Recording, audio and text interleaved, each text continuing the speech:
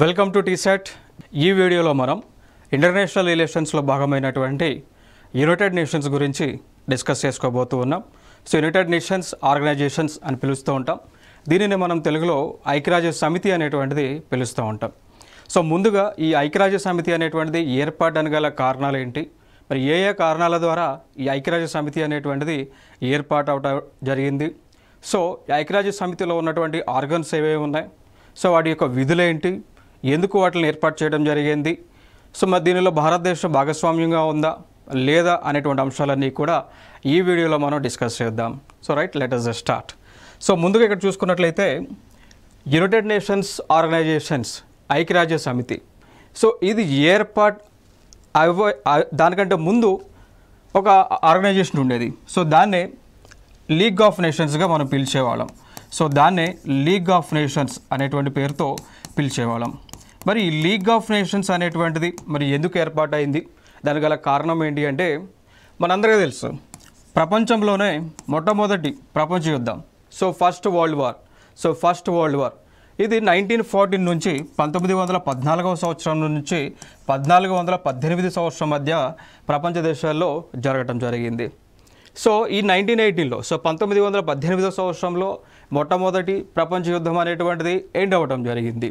So end అయిన తర్వాత ఈ దేశాలన్నీ కలిసి, ఏ దేశాలైతే ఈ యొక్క మొట్టమొదటి ఆ యుద్ధంలో పాల్గొన్నాయో ఆ దేశాలన్నీ కలిసి ఒక దగ్గర కూర్చొని మాట్లాడటం జరిగింది.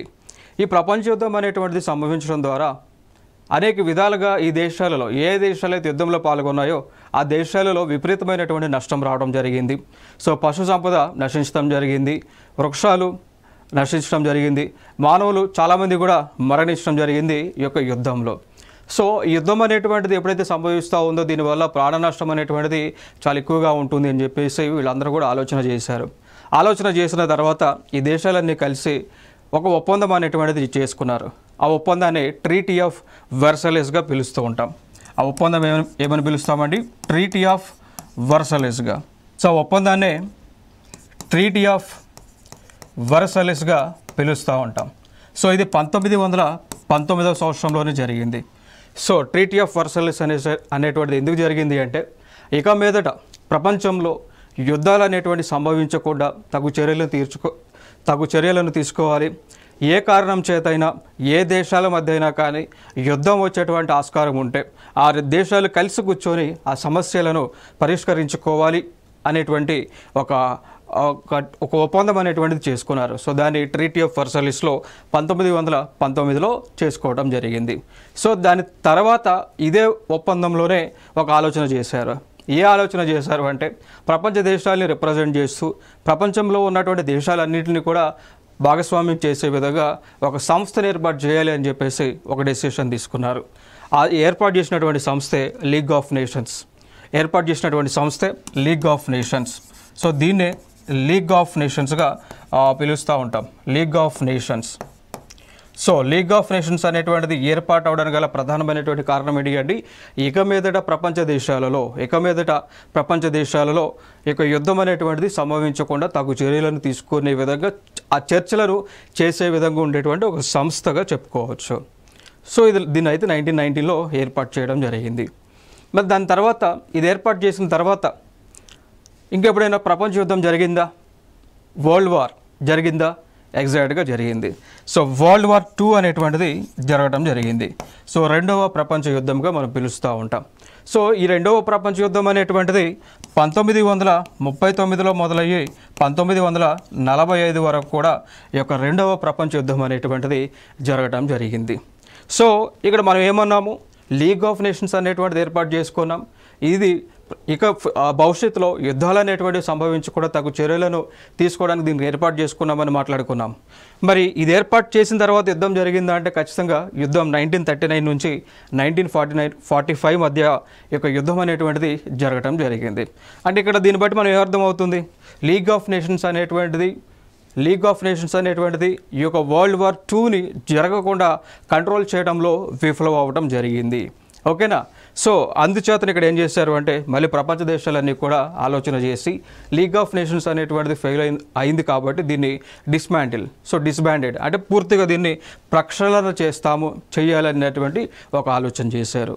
సో 1945లోనే ఈ లీగ్ ఆఫ్ నేషన్స్ అనేటువంటిది ఏదైతే ఏర్పాటు చేసుకున్నారో, ఏదైతే యుద్ధం వచ్చేటువంటి ఈ వరల్డ్ వార్ II ఏదైతే అరికట్టలేకపోయిందో, సో దానిని వీళ్ళు కంప్లీట్గా అన్ని దేశాలన్నీ కూడా డిజాల్వ్ చేయడం జరిగింది. సో దీని తర్వాత మళ్ళీ 1945లోనే ఈ ప్రపంచ దేశాలు వీళ్ళందరూ కూడా కలిసి ఒక ఆలోచన చేశారు. ఏ ఆలోచన చేశారు అంటే, ప్రపంచంలో ఉన్నటువంటి అన్ని దేశాలను రిప్రజెంట్ చేసే విధంగా ఒక సంస్థను ఏర్పాటు చేసుకోవాలి. అదేవిధంగా ఆ సంస్థ ఏదైతే ఏర్పాటు చేశారో ఆ సంస్థ అంతా కూడా ఒక సెట్ ఆఫ్ గైడ్లైన్స్ ప్రకారం ప్రకారము దాని యొక్క విధులు అనేటువంటివి ఉండాలి. సో అంటే ఇప్పుడు ఫర్ ఎగ్జాంపుల్ మన భారతదేశం ఏదైతే అడ్మినిస్ట్రేషన్ జరుగుతూ ఉందో దేని బేస్ చేసుకొని పరిపాలన జరుగుతూ ఉంది? భారత రాజ్యాంగం, Indian constitution. So Indian constitution base చేసుకొని మన భారతదేశంలో ఈ యొక్క పరిపాలన, గవర్నెన్స్, అడ్మినిస్ట్రేషన్ అనేటువంటిది జరుగుతూ ఉంది. సో మనకు ఒక సెట్ ఆఫ్ గైడ్లైన్స్ అనేటువంటివి ఉన్నాయి. అదేవిధంగా ఒక అంతర్జాతీయ సంస్థకు ఏదైతే ఏర్పాటు చేయాలనుకుంటున్నారో దానికి కూడా ఒక సెట్ ఆఫ్ గైడ్లైన్స్ ఉండాలి. ఆ గైడ్లైన్స్ ప్రకారమే ప్రపంచ దేశాలకు సభ్యత్వం ఇవ్వాలి. ఆ గైడ్లైన్స్ ప్రకారమే ఆ దేశాలన్నీ కూడా భాగస్వామ్యంగా ఉండాలి అనేటువంటి గైడ్లైన్స్ రూపొందించారు. దానికి అనుగుణంగానే ఒక సంస్థను ఏర్పాటు చేశారు. ఆ సంస్థనే పిలుస్తాము యునైటెడ్ నేషన్స్. దాన్నే ఐక్యరాజ్య సమితి అనేటువంటి పేరుతో మనం పిలుస్తూ ఉన్నాం. సో ఫైనల్గా ఇక్కడ ఐక్యరాజ్య సమితి అనేటువంటి దాన్ని 1945లో ఏర్పాటు చేయడం జరిగింది. సో 1945లో అక్టోబర్ 24న ఈ యొక్క యునైటెడ్ నేషన్స్ ఆర్గనైజేషన్ అనేటువంటి దాన్ని ఏర్పాటు చేయడం జరిగింది. సో చూడవచ్చు ఇక్కడ. సో లీగ్ ఆఫ్ నేషన్స్ అనేటువంటిది ఫెయిల్ అవడం ద్వారా అది మొట్టమొదటి ప్రపంచ యుద్ధాన్ని ఆపలేకపోయినటువంటి, అంటే మొట్టమొదటి ప్రపంచ యుద్ధం జరిగింది. సో దాని తర్వాత రెండవ ప్రపంచ యుద్ధాన్ని ఆపలేకపోయింది లీగ్ ఆఫ్ నేషన్స్ అనేటువంటిది. అందుకోసం దీన్ని డిస్బాండ్ చేయడం జరిగింది. దాని స్థానంలో 1945లో యునైటెడ్ నేషన్స్ ఆర్గనైజేషన్ అనేటువంటి దాన్ని ఏర్పాటు చేసుకోవడం జరిగింది. సో చూడవచ్చు ఇక్కడ మీరు. సో ఇక్కడ ఈ యునైటెడ్ నేషన్స్ ఆర్గనైజేషన్ అనేటువంటిది ఏర్పాటు అవడానికి ఒక చార్టర్ అనేటువంటి దాన్ని రూపొందించుకున్నారు. సో దాన్ని యుఎన్ చార్టర్ అనేటువంటి పేరుతో మనం పిలుస్తూ ఉంటాం. సో యుఎన్ చార్టర్ అంటే ఏం లేదు, it is a set of guidelines. ఇప్పుడు ఇండియన్ కాన్స్టిట్యూషన్ ఏ విధంగా ఉందో అట్లా ఐక్యరాజ్య సమితికి ఒక సెట్ ఆఫ్ గైడ్లైన్స్, దాన్నే యుఎన్ చార్టర్ అని మనం పిలుస్తూ ఉంటాం. ఓకేనా. సో దాన్నే యుఎన్ చార్టర్ అనేటువంటి పేరుతో పిలుస్తూ ఉంటాం.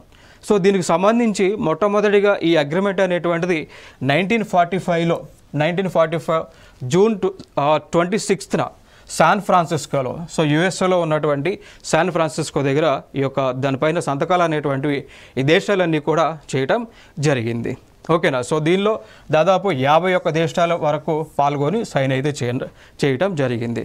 సో యుఎన్ చార్టర్ అనేటువంటిది 1945 జూన్ 26 నుంచి అమల్లోకి రావడం జరిగింది. ఆ రోజునే శాన్ ఫ్రాన్సిస్కో అనేటువంటి ఒక ప్రాంతంలో దాదాపు 51 దేశాలకు చెందినటువంటి ప్రతినిధులు పాల్గొని సంతకం చేయడం జరిగింది. సో దానికి రిజల్ట్గా ఏర్పాటైనటువంటి ఆర్గనైజేషనే యునైటెడ్ నేషన్స్ ఆర్గనైజేషన్.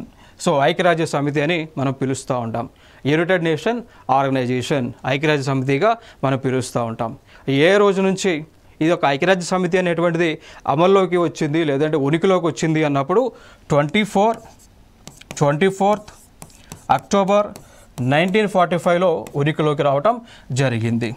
సో ఈ రోజునే దీనినే ఏమని పిలుస్తున్నాము అంటే ఐక్యరాజ్య సమితి దినోత్సవంగా పిలుస్తూ ఉంటాం. సో ప్రతి సంవత్సరము కూడా అక్టోబర్ 24న ఐక్యరాజ్య సమితి దినోత్సవాన్ని ప్రపంచవ్యాప్తంగా కూడా జరుపుతూ ఉంటాం. కారణం ఏంటి అంటే ఇదే రోజున యునైటెడ్ నేషన్స్ ఆర్గనైజేషన్ అనేటువంటిది ఏర్పాటు అవడం జరిగింది. మరి దీని యొక్క హెడ్ క్వార్టర్ ఎక్కడ ఉంటుంది? గతంలో కూడా కాంపిటేటివ్ ఎగ్జామ్స్లో అడిగినటువంటి సందర్భాలు ఉన్నాయి. Where is the headquarter of United Nation Organization? ఐక్యరాజ్య సమితి యొక్క కేంద్ర కార్యాలయం అనేటువంటిది ఎక్కడ ఉంది అనేటువంటిది అడిగినటువంటి సందర్భాలు కూడా చాలా ఉన్నాయి. సో మరి దాని యొక్క ఆన్సర్ చూసుకుంటే న్యూయార్క్.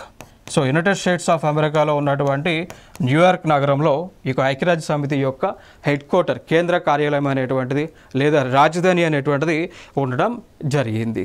సో దాని తర్వాత ఇంకొక అంశం ఏంటి అంటే యునైటెడ్ నేషన్ ఆర్గనైజేషన్స్లో దీని పరిధిలో కొన్ని ఆర్గన్స్ని కూడా ఏర్పాటు చేసుకోవడం జరిగింది. దీని పరిధిలో కొన్ని ఆర్గన్స్ని ఏర్పాటు చేసుకున్నారు. సో ఫర్ ఎగ్జాంపుల్గా తీసుకుంటే ఐక్యరాజ్య సమితిలో ఉన్నటువంటి ఆర్గన్స్ అంటే లైక్ దీంట్లో ఉన్నటువంటి ఇంటర్నల్ బాడీస్ అని కూడా మనం పిలుచుకోవచ్చు. సో ఫస్ట్గా చూసుకున్నట్లయితే ఒకటి ప్రధానమైనటువంటిది జనరల్ అసెంబ్లీ. ఇది ఐక్యరాజ్య సమితిలోనే వన్ ఆఫ్ ది ఆర్గన్గా మనం చెప్పుకోవచ్చు. ఇక దాని తర్వాత చూసుకున్నట్లయితే సెక్రటరేట్. దాని తర్వాత చూసుకున్నటువంటిది యునైటెడ్ నేషన్స్ సంబంధించినటువంటి సెక్రటరేట్ అనేటువంటిది ఉంటుంది. దాని తర్వాత మనం చూసుకున్నట్లయితే ఇంకొక ఆర్గాన్ వచ్చేసి United nations security council. So దీన్నే ఐక్యరాజ్య సమితి భద్రతా మండలిగా మనం పిలుస్తూ ఉంటాం.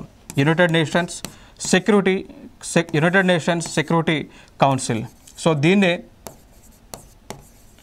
దీన్నే భద్రతా మండలిగా కూడా మనం పిలుస్తూ ఉంటాం. దాని తర్వాత ఇంకొక ఆర్గన్ మనం చూసుకున్నట్లయితే దానినే ఇంటర్నేషనల్ కోర్ట్ ఆఫ్ జస్టిస్ అంటాం. సో ఐసీజేగా మనం పిలుస్తూ ఉంటాం, ఇంటర్నేషనల్ కోర్ట్ ఆఫ్ జస్టిస్ అని. ఇంకొక ఆర్గన్ ఉంటుంది, దాన్నే యునైటెడ్ నేషన్స్ ఐక్యరాజ్య సమితికి సంబంధించినటువంటి ఎకనామిక్ అండ్ సోషల్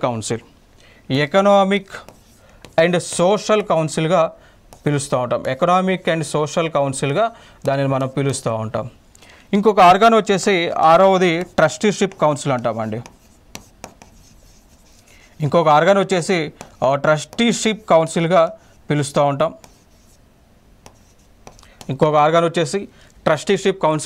పిలుస్తూ ఉంటాం. సో టోటల్గా ఐక్యరాజ్య సమితికి ఉన్నటువంటి ఆర్గన్స్ ఎన్ని అన్నప్పుడు 6 ఉన్నాయండి. టోటల్గా 6 ఉన్నాయి.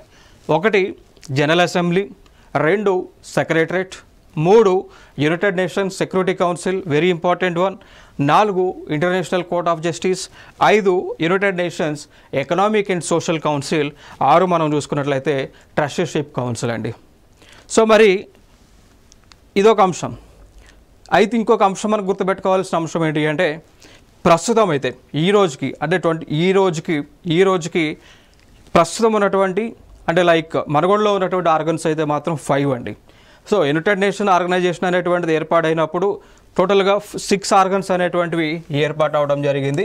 సో దానిలో ఒకటి ఈ ట్రస్టీషిప్ కౌన్సిల్ అనేటువంటిది 1994 సంవత్సరంలో దీన్ని క్లోజ్ చేయడం జరిగింది. సో 1994 సంవత్సరంలో ఈ ట్రస్టీషిప్ కౌన్సిల్ అనేటువంటి దాన్ని క్లోజ్ చేయడం జరిగింది. సో ఇది క్లోజ్ చేసిన తర్వాత ఉన్నటువంటి ఆర్గన్స్ 5 అండి. ఓకేనా? సో 5 అంటే క్వశ్చన్ బట్టి మీరు ఆన్సర్ని ఫైండ్ అవుట్ చేయండి ఈ యొక్క కాంపిటేటివ్ ఎగ్జామ్స్లో. ఓకేనా? సో క్వశ్చన్ బట్టి ఆన్సర్ అనేటువంటిది ఇచ్చినటువంటి ఆప్షన్ బట్టి మీరు సరైన ఆన్సర్ని సెలెక్ట్ చేసుకోండి. ఓకే, సో ఇవి ఇంపార్టెంట్గా. సో దీని గురించి ప్రతి ఒక్క దాని గురించి కూడా మనం డిస్కషన్ చేద్దాం. ప్రతి ఒక్క ఆర్గాన్ కూడా very very very important. So చూద్దాం ఇక్కడ. సో ఇంకొక అంశం ఏంటి అంటే ఇక్కడ ఐక్యరాజ్య సమితి అనేటువంటిది ఏదైతే 6 ఆర్గన్స్గా మనం మాట్లాడుతూ ఉన్నామో అసలు ఇవి ఎందుకు ఏర్పాటైనాయి, దీనికి ఏర్పాటు అవ్వడానికి గల ప్రధాన కారణాలు ఏంటి చూసుకున్నట్లయితే, ఒకటి ఇంటర్నేషనల్ పీస్ అండి. సో ప్రపంచ దేశాల మధ్య యొక్క శాంతి అనేటువంటిది నెలకొల్పటం. సో ప్రపంచ దేశాల మధ్య యొక్క పీస్, శాంతి అనేటువంటిది నెలకొల్పటం. సో ఇంటర్నేషనల్ పీస్ అంటాం. దాని తర్వాత సెక్యూరిటీ. సో ప్రపంచ దేశాల మధ్య భద్రతని కొనసాగించడం, భద్రత అనేటువంటిది పెంపొందించేటువంటి కార్యక్రమాలు ఈ యొక్క యునైటెడ్ నేషన్స్ ఆర్గనైజేషన్ అనేటువంటిది చేస్తూ ఉంటుంది. ఓకేనా? సో దానితో పాటు ఈ ప్రపంచ దేశాల మధ్య ఒక దేశం, ఇప్పుడు ఫర్ ఎగ్జాంపుల్ ఇండియా పాకిస్తాన్ ఉంది అనుకోండి. జనరల్గా ఇండియాకి పాకిస్తాన్కి మధ్య ఈ యొక్క డిస్ప్యూట్స్ అనేటువంటివి వాటర్ డిస్ప్యూట్స్ కావచ్చు, బోర్డర్ డిస్ప్యూట్స్ కావచ్చు, ఇవన్నీ ఉన్నాయి. సో ఉన్నప్పటికీ కూడా ఈ రెండు దేశాల మధ్య యొక్క స్నేహాన్ని డెవలప్ చేసేటువంటి ఒక గైడ్గా లేదా ఒక మీడియేటర్గా యునైటెడ్ నేషన్ ఆర్గనైజేషన్ అనేటువంటిది పనిచేస్తూ ఉంది. ఇప్పుడు ఫర్ ఎగ్జాంపుల్గా మనం మాట్లాడుకున్నాము అనుకోండి, గతంలో ఇండియాకి పాకిస్తాన్కి మధ్య వాటర్కి సంబంధించి డిస్ప్యూట్ రావడం జరిగింది. సో ఇండియాకి పాకిస్తాన్కి మధ్య సింధు నది యొక్క జలాల పంపకాలకు సంబంధించి రెండు దేశాల మధ్య కూడా డిస్ప్యూట్ అనేటువంటిది రావడం జరిగింది. సో ఆ డిస్ప్యూట్ వచ్చినటువంటి సందర్భంలో వరల్డ్ బ్యాంక్ అనేటువంటిది ఏదైతే ఐక్యరాజ్య సమితికి అనుబంధంగా ఉన్నటువంటి సంస్థ ఏదైతే ఉందో ప్రపంచ బ్యాంక్, సో వారి మధ్యలో మీడియేటర్గా వచ్చి రెండు దేశాల మధ్య ఈ యొక్క గొడవలు అనేటువంటివి లేకుండా ఒక అగ్రిమెంట్ అనేటువంటిది కూడా చేశారు. సో దాన్ని ఇండస్ వాటర్ ట్రీటీ 1960గా మనం పిలుస్తూ ఉంటామండి. సో అంటే ఇక్కడ దీన్ని బట్టి మీరు ఏం అర్థం చేసుకోవాలి, ఈ యొక్క ఐక్యరాజ్య సమితి అనేటువంటిది లేదంటే దానికి అనుబంధంగా ఉన్నటువంటి సంస్థలు ఇవన్నీ కూడా ప్రపంచ దేశాలలో శాంతిని నెలకొల్పటం, అదేవిధంగా ఏ దేశాలకైనా కానీ సమస్యలు వచ్చినప్పుడు మధ్యవర్తంగా ఉండి ఈ యొక్క సమస్యలను పరిష్కరించేటువంటి కార్యక్రమం, అదేవిధంగా ఈ ప్రపంచ దేశాల మధ్య ఈ యొక్క ఫ్రెండ్లీ రిలేషన్షిప్స్ నుండి స్నేహపూర్వమైనటువంటి బంధాలను డెవలప్ చేసేటువంటి కార్యక్రమం ఈ యొక్క యుఎన్ఓ చేస్తూ ఉంటుంది. సో దానితో పాటు ఈ యొక్క దేశాలలో డెవలప్మెంట్ అనేటువంటిది, సో ఆర్థిక అభివృద్ధి అనేటువంటిది, దానితో పాటు మానవ అభివృద్ధి అనేటువంటిది చేకూరే విధంగా వీరి యొక్క కార్యక్రమాలు అనేటువంటివి చేయటం కూడా జరుగుతూ ఉంది. చూడవచ్చు ఇక్కడ like among nations and promoting social progress, better living standards and human rights అండి. సో ఐక్యరాజ్య సమితి దాని యొక్క అనుబంధ సంస్థల యొక్క ముఖ్య ఉద్దేశం ఏంటి అంటే ఈ యొక్క ఎవరైతే మనకి హ్యూమన్ బీయింగ్స్ ఎవరైతే ఉన్నారో, సో మానవులు ఎవరైతే ఉన్నారో మానవుల యొక్క అభివృద్ధి కోసం పాటుపడడం, సో అభివృద్ధి చెందడానికి కావాల్సినటువంటి వనరులను సమకూర్చడము, ఫెసిలిటీస్ని ప్రొవైడ్ చేయడం, టెక్నికల్ సపోర్ట్ని ప్రొవైడ్ చేయడం, ఫినాన్షియల్ సపోర్ట్ని ఆర్థిక పరమైనటువంటి సపోర్ట్ని ప్రొవైడ్ చేయటము, అదేవిధంగా మానవుల యొక్క హక్కులను కాపాడటం, ఇవన్నీ కూడా ఐక్యరాజ్య సమితి యొక్క దాని యొక్క అనుబంధంగా ఉన్నటువంటి సంస్థల యొక్క బాధ్యతగా వీళ్ళు చెప్తా ఉన్నారు. సో ఇదొక ఇంపార్టెంట్ ఇన్ఫర్మేషన్ ఇక్కడ. ఇంకా దాని తర్వాత మనం మాట్లాడుకున్నట్లయితే ఇక్కడ మీకు ఇమేజ్లో కనిపిస్తూ ఉంది, ఈ కనిపిస్తున్నటువంటిదే ఐక్యరాజ్య సమితి, యునైటెడ్ నేషన్స్ ఆర్గనైజేషన్గా మనం పిలుస్తూ ఉంటాం. సో న్యూయార్క్లో, సో అమెరికాలో, యునైటెడ్ స్టేట్స్ ఆఫ్ అమెరికా దేశంలో న్యూయార్క్ నగరంలో దీని యొక్క ప్రధానమైనటువంటి కార్యాలయం అయితే ఉండటం జరిగింది. మరి దీనిలో మెంబర్గా భారతదేశం ఉందా? భారతదేశం ఉందా? ఎస్ అండి. So India is a member of United Nation Organization. So మనము ఫౌండింగ్ మెంబర్గా మనం గుర్తుపెట్టుకోవాలి. సో ఐక్యరాజ్య సమితి ఏదైతే అక్టోబర్ 24, 1945లో ఏర్పాటైందో, అక్టోబర్ 24, 1945లో ఏదైతే ఐక్యరాజ్య సమితి అనేటువంటిది ఏర్పాటైందో అప్పటి నుంచి కూడా మన భారతదేశము ఫౌండింగ్ మెంబర్గా దానిలో ఉండటం జరిగింది. So India is a founding member of United Nation Organization. మరి ప్రస్తుతము ఈ యొక్క ఐక్యరాజ్య సమితిలో ఉన్నటువంటి సభ్యుల సంఖ్య ఎంత అన్నప్పుడు 193 దేశాలండి. సో ఐక్యరాజ్య సమితిలో సభ్యులుగా ఉన్నటువంటి దేశాలు 193 దేశాలు. So 193 countries are members of United Nations అండి. సో అంటే ఈ ఇన్ఫర్మేషన్, ఈ ఫిగర్ ఏంటి అంటే సో ప్రపంచ దేశాలు ఇప్పుడు భూమిపైన ఉన్నటువంటి దేశాల సంఖ్య అండి, దేశాల సంఖ్య. ఇన్ కేస్ భవిష్యత్తులో కనుక పాలస్తీనా అనేటువంటి ఒక ప్రాంతాన్ని దేశంగా కనుక గుర్తిస్తే, పాలస్తీనా అనేటువంటి ఒక ప్రాంతాన్ని ఏదైతే ఇజ్రాయెల్లో భాగంగా ఉందో, సో దాని కనుక ప్రపంచ దేశాలన్నీ కూడా ఒక దేశంగా కనుక గుర్తించాయి అనుకోండి, సో అప్పుడు దాని యొక్క సంఖ్య, దేశాల సంఖ్య 194 అవుతుంది. సో ఇంకా పాలస్తీనా అనేటువంటి ఒక ప్రాంతాన్ని ఒక దేశంగా గుర్తించలేదు కాబట్టి సో ప్రస్తుతం ఉన్నటువంటి దేశాల సంఖ్య 193 దేశాలు. ఇది ఒక ఇంపార్టెంట్ ఇన్ఫర్మేషన్ ఇక్కడ.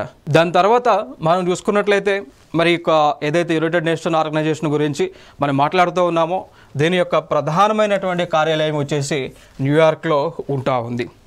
మరి దీనిలో అధికారిక భాషలు ఉంటాయండి, very important. So united nation ఆర్గనైజేషన్లో ఐక్యరాజ్య సమితిలో ఉన్నటువంటి అధికార భాషలు ఏంటి, అఫీషియల్ లాంగ్వేజెస్ ఏంటి, వెరీ ఇంపార్టెంట్. ఒకటి అరబిక్ లాంగ్వేజ్ ఉంది, చైనా వాళ్ళకి సంబంధించినటువంటి చైనీస్ లాంగ్వేజ్ ఉంది, సో అందరూ మాట్లాడుకునేటువంటి ఇంగ్లీష్ ఉంది, ఫ్రెంచ్ ఉంది, స్పానిష్ ఉంది, అదేవిధంగా రష్యన్ ఉండటం జరిగింది. సో రష్యా కూడా ఉండటం జరిగింది. సో టోటల్గా ఇప్పుడు ఐక్యరాజ్య సమితిలో ఉన్నటువంటి అధికారిక భాషలు, దీన్ని official languages of United nation ఆర్గనైజేషన్గా పిలుస్తూ ఉంటాం. టోటల్గా 6 అయితే ఉన్నాయి. 1 Arabic, 2 Chinese, 3 English, 4 French, Spanish and Russian. So Arabic, Chinese, English, French, Spanish and Russian అండి. ఓకే, సో ఎస్ఎఫ్ఎస్ఆర్ ఎట్లయినా గుర్తుపెట్టుకోండి. సో ఎస్ఎఫ్ఎస్ఆర్ ఈ కోడ్ గుర్తుపెట్టుకుంటే లాంగ్వేజెస్ మీరు గుర్తుపెట్టుకోవచ్చు. ఇంకొక అంశం ఏంటి అంటే, మరి భారతదేశానికి సంబంధించినటువంటి హిందీ లాంగ్వేజ్ లేదా? ప్రస్తుతం అయితే లేదు, హిందీ లాంగ్వేజ్ అయితే లేదు. బట్ మన భారతదేశము కూడా ట్రై చేస్తూ ఉంది.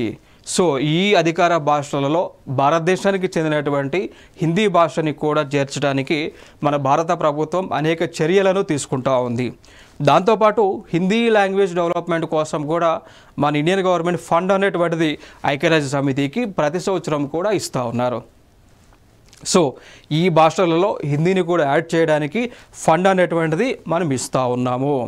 గతంలో కూడా కొన్ని అంశాలు మనం చూసుకున్నట్లయితే భారతదేశానికి ప్రధానమంత్రిగా ఉన్నటువంటి వ్యక్తులు ఒకటి అటల్ బిహారీ వాజ్పేయి గారు, ప్రస్తుతము భారతదేశానికి ప్రధానమంత్రిగా ఉన్నటువంటి వ్యక్తి నరేంద్ర మోడీ గారు. సో వీరిద్దరూ కూడా ఐక్యరాజ్య సమితి మీటింగ్స్లో హిందీలో మాట్లాడటం జరిగింది. సో అటల్ బిహారీ వాజ్పేయి గారు ప్రధానమంత్రిగా ఉన్నటువంటి సమయంలో నరేంద్ర మోడీ గారు ప్రస్తుతము ప్రధానమంత్రిగా ఉన్నటువంటి వ్యక్తి, వీరిద్దరూ కూడా ఐక్యరాజ్య సమితిలో హిందీ భాషలో వారి యొక్క ఉపదేశాన్ని ఇవ్వడం జరిగింది ఆ రోజున. ఓకే, సో దీని యొక్క ముఖ్య ఉద్దేశం ఏంటి అంటే, ఈ లాంగ్వేజ్లు ఇప్పుడు ఏదైతే 6 భాషలు ఏవైతే ఉన్నాయో దీనిలో 7వ భాషగా హిందీని చేర్చేటువంటి ఉద్దేశంతో ఇది ఒక ఇంపార్టెంట్. దాని తర్వాత మరి ఐక్యరాజ్య సమితిలో ప్రస్తుతం సభ్యులుగా ఉన్నటువంటి దేశాలు టోటల్గా చూసుకున్నట్లయితే 193 దేశాలు ఉన్నాయి. మరి చివరగా చేరినటువంటి దేశం ఏది? సో చివరగా ఐక్యరాజ్య సమితి యొక్క సభ్యత్వం పొందినటువంటి దేశం ఏది అన్నప్పుడు ఆన్సర్ వచ్చేసి సౌత్ సుడాన్ అండి. ఆన్సర్ వచ్చి సౌత్ సుడాన్ అనేటువంటి ఒక దేశం, దక్షిణ సుడాన్ అనేటువంటి ఒక దేశం ఇటీవల చేరినటువంటి దేశం. దాని తర్వాత ఇంకొక అంశం, ఇది గ్రూప్ 1లో అడిగినటువంటి క్వశ్చన్ అండి. గ్రూప్ 1 ప్రిలిమ్స్లో అడిగినటువంటి క్వశ్చన్. ఏ క్వశ్చన్ ఏంటంటే, ప్రస్తుతం యొక్క ఐక్యరాజ్య సమితి యొక్క సెక్రటరీ జనరల్ ఎవరు, వారు ఏ దేశస్తుడు అని చెప్పేసి గ్రూప్ 1లో ప్రిలిమ్స్లో క్వశ్చన్ అయితే అడగడం జరిగింది. సో ఇంపార్టెంట్ ఏరియా ఇక్కడ. సో సెక్రటరీ జనరల్ వచ్చేసి ఆంటోనియో గుటెరస్. సో ప్రస్తుతం యొక్క యునైటెడ్ నేషన్స్ సెక్రటరీ జనరల్ వచ్చేసి ఆంటోనియో గుటెరస్. సో ఈయన ఏ దేశానికి చెందినటువంటి వ్యక్తి? పోర్చుగల్ దేశానికి చెందినటువంటి వ్యక్తి అండి. సో ఈయన రెండవసారి ఐక్యరాజ్య సమితికి సెక్రటరీ జనరల్గా ఎన్నిక కాబడినటువంటి వ్యక్తి.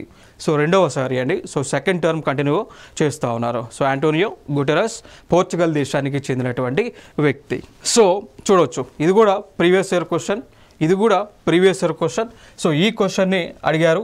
సో గ్రూప్ 1లోనే ఈ క్వశ్చన్ కూడా అడగడం జరిగింది. సో గ్రూప్ 1 ప్రిలిమ్స్లో ఈ క్వశ్చన్ని అయితే అడిగారు. సో చూడవచ్చు మీరు కాలమ్ 1 అండ్ కాలమ్ 2.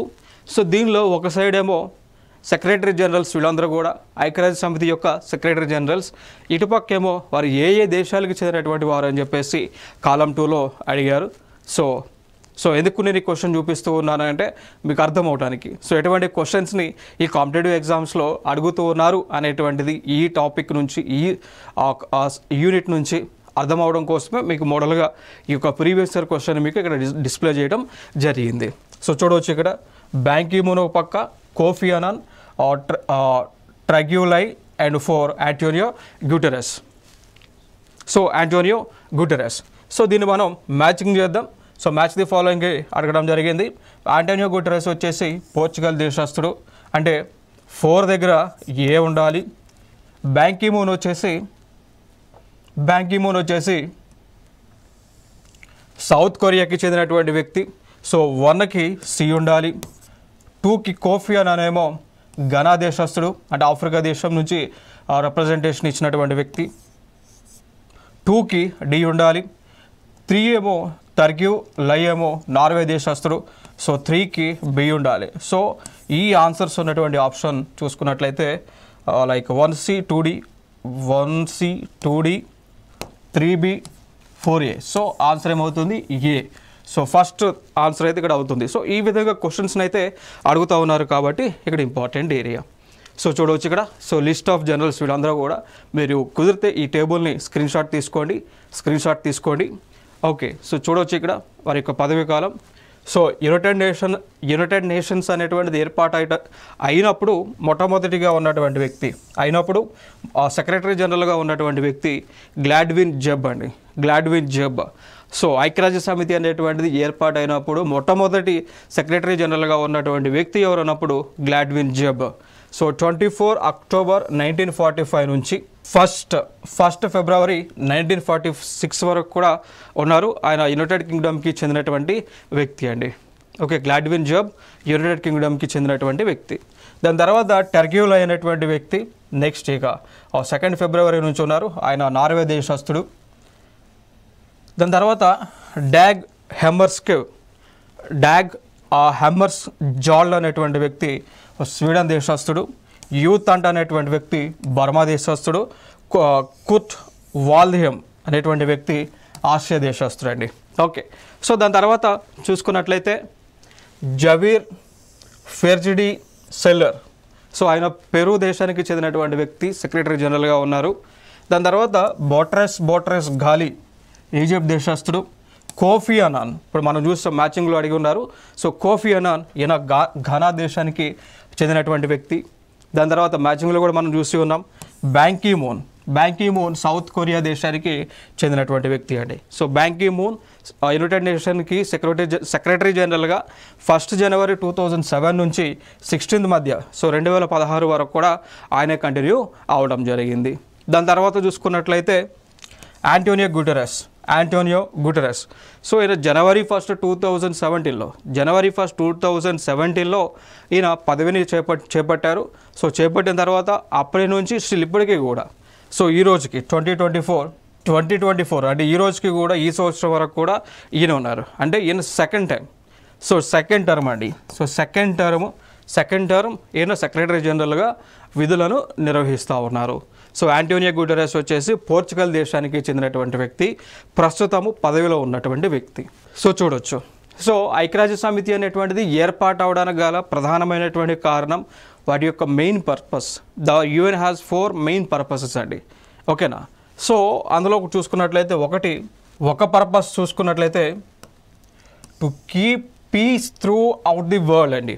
సో ప్రపంచ దేశాలలో అన్ని దేశాల మధ్య ఈ యొక్క శాంతి అనేటువంటిది నెలకొల్పడం ఒక ఎజెండా. రెండవది to develop friendly relations among nations అండి.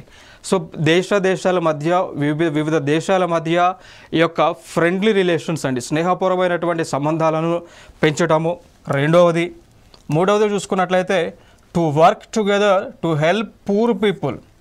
ఓకేనా. సో ఎవరైతే పేదరికంతో ఉన్నారో, ఎవరైతే పేదరికంతో బాధపడుతూ ఉన్నారో వారిని పేదరికం నుంచి బయటికి తీసుకొచ్చేటువంటి కార్యక్రమాలను చేయడం అండి. సో పేదరికం నుంచి బయటికి తీసుకురావాలి అంటే ఏ కార్యక్రమాలు చేస్తూ ఉంటారు? ఎంప్లాయ్మెంట్ అనేటువంటిది క్రియేట్ చేయడం, వనరులు అనేటువంటివి అందించడము.